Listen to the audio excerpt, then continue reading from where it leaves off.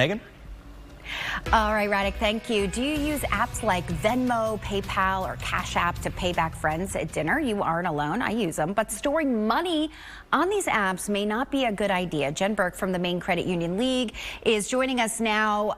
So, Jen, these apps are widely popular. Do you see this trend slowing down at all? No, not at all. I mean, the United States actually lagged behind other countries in adopting these apps, but then COVID happened and people didn't want to touch credit cards and cash. They were looking for contactless options. So these apps exploded in popularity, and there's no sign that this is going to slow down because they're convenient, and we live in a fast-paced world, and that's what today's consumers demand.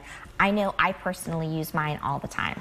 So the downsides, what are the downsides? There are, you know, we kind of know what the upsides are, right? But the Consumer Financial Protection Bureau, the CFPB, issued an advisory to consumers to let folks know that if you store money on those apps, let's say someone pays you 20 bucks on your Venmo app, that isn't insured. So if you're not automatically sweeping your money into an insured account, like into your credit union account or your bank account, that money, if something were to happen, if there was financial distress, there's no protections, there's no safeguards around that. So you have a bit of a risk if you leave money in those apps. Now, I do think policymakers and regulators are examining this. I think this will change, but right now, credit unions are insured by the NCUA, banks are insured by FDIC, but PayPal, Venmo, there is no assurance there. So if you are leaving money on those apps, I would suggest considering sweeping them into an account. Plus, you're not earning any interest on those apps. So if you're putting it in a place that you're not accruing interest, you're doing yourself a disservice anyway.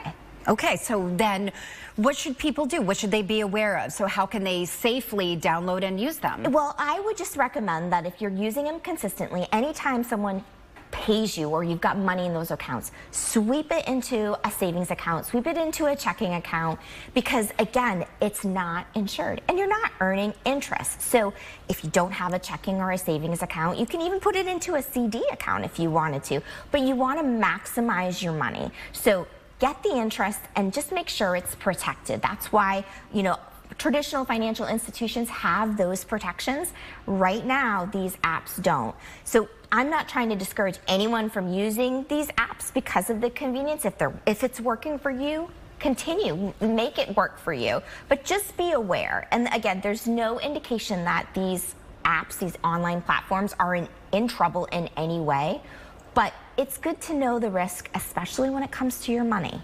The risk and what you're losing out on by not having it insured and accruing interest. That's exactly it. Right. So, you know, if you can earn a few pennies by putting it in your savings account, why aren't you doing that? Yes, the pennies add up to dollars. Unfortunately, it's not automatic. If it was automatic and it was automatically swept in, it would be like seamless, and it's not there yet. So you do have to take that extra step, and it's an extra step I'd advise that you take. All right, Jen Burke from the Maine Credit Union League. Thank you so much. We'll be right back.